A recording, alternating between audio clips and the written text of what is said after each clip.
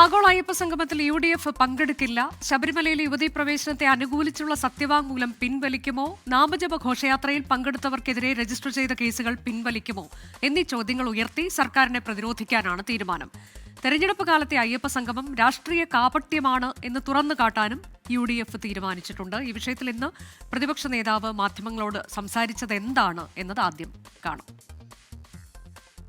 തിരുവിതാംകൂർ ദേവസ്വം ബോർഡിനെ മുന്നിൽ നിർത്തിക്കൊണ്ട് കേരള സർക്കാർ നടത്താൻ പ്രഖ്യാപിച്ചിരിക്കുന്ന അയ്യപ്പ സംഗമം ഒരു രാഷ്ട്രീയമായ കാപട്യമാണ്, രാഷ്ട്രീയമായ മുതലെടുപ്പാണ്, കപടമായ ഒരു അയ്യപ്പ സ്നേഹമാണ്.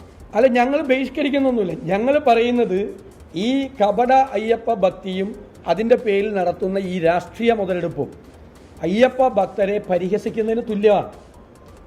ഞങ്ങൾ UDF എല്ലാ കാലത്തും അവിടുത്തെ അയ്യപ്പ ഭക്തരുടെ അഭിപ്രായങ്ങൾക്കൊപ്പം അവരുടെ നിലപാടുകൾക്കൊപ്പം പരസ്യമായി നിലപാടെടുത്തുന്ന ആളുകളാണ്.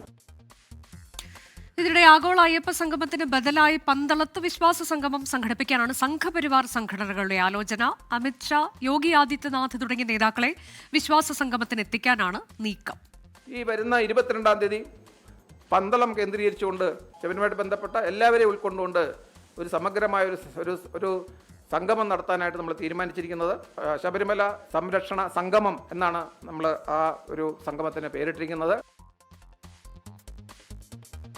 ആർ ശ്രീജിത്ത് ഹോട്ട് ന്യൂസിൽ വിശദാംശങ്ങളുമായി. ശ്രീജിത്ത്, ഇക്കാര്യത്തിൽ ബഹിഷ്കരിക്കുമെന്ന് കൃത്യമായ ഒരു നിലപാട് പറയാൻ UDF-ന് കഴിയുന്നില്ല എന്നാണ് അദ്ദേഹത്തിന്റെ പ്രതികരണം കേൾക്കുമ്പോൾ ബോധ്യപ്പെടുന്നത്. എന്താണ് ഉദ്ദേശിക്കുന്നത് എന്നത് കൃത്യമായ ഒരു ആശയക്കുഴപ്പത്തിലേക്ക് പോവുകയാണോ ഈ വിഷയത്തിൽ UDF എന്നതാണ് സംശയം. കാരണം ഈ കാര്യത്തിൽ അദ്ദേഹം പറയുന്നത് ചില ചോദ്യങ്ങളുണ്ട്, ആ ചോദ്യങ്ങൾക്ക് മറുപടി നൽകിയാൽ തങ്ങൾ പിന്നീട് അത് ആലോചിക്കാമെന്ന് പറയുകയാണ്. എന്തുകൊണ്ടാണ് ബഹിഷ്കരിച്ചിരിക്കുന്നു എന്ന് കൃത്യമായൊരു നിലപാടെടുത്തുകൊണ്ട് പറയാൻ UDF-ന് കഴിയാത്തത്?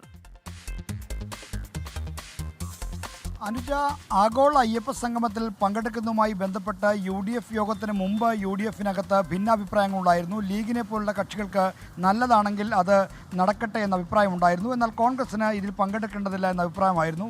ഇന്നലെ രാത്രി 7:30 ചേർന്ന ഓൺലൈനായി ചേർന്ന UDF നേതൃയോഗത്തിൽ എടുത്തിരിക്കുന്ന തീരുമാനം ഈ ആഗോള അയ്യപ്പ സംഗമത്തിൽ പങ്കെടുക്കേണ്ടതില്ല എന്ന് തന്നെയാണ്.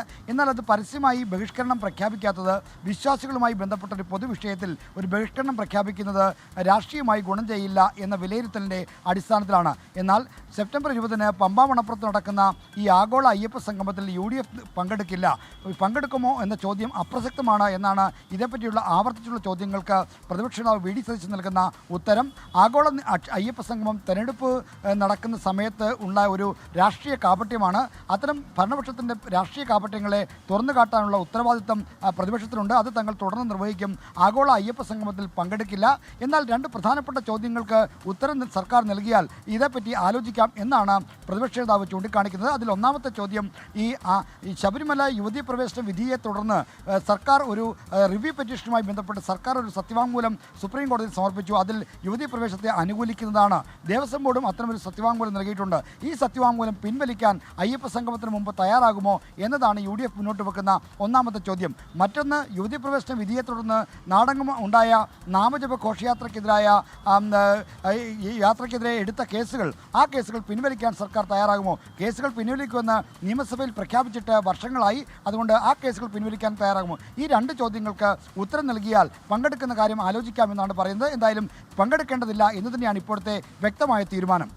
അതാണ്, പങ്കെടുക്കില്ല എന്ന് പറയുമ്പോൾ പോലും അത് ബഹിഷ്കരിക്കുന്നു എന്ന ചോദ്യം അത് അപ്രസക്തമാണ് എന്നത് പ്രതിപക്ഷ നേതാവ് പറയുന്നു. ചില ചോദ്യങ്ങൾക്ക് സർക്കാർ ഉത്തരം നൽകിയാൽ മാത്രമേ അത്തരം കാര്യങ്ങളിൽ തീരുമാനമെടുക്കൂ, നിലപാട് വ്യക്തമാക്കൂ എന്നുള്ളതാണ് UDF-ന്റെ നിലപാട്. ലോകത്തെവിടെയായാലും ഏത് സമയത്തും 24 വാർത്തകളും ഓഗ്മെന്റഡ് റിയാലിറ്റി പാക്കേജുകളും എക്സ്പ്ലെയിനറുകളും വിശദമായി കാണാൻ ഞങ്ങളുടെ YouTube ചാനൽ നിങ്ങൾക്ക് സബ്സ്ക്രൈബ് ചെയ്യാം.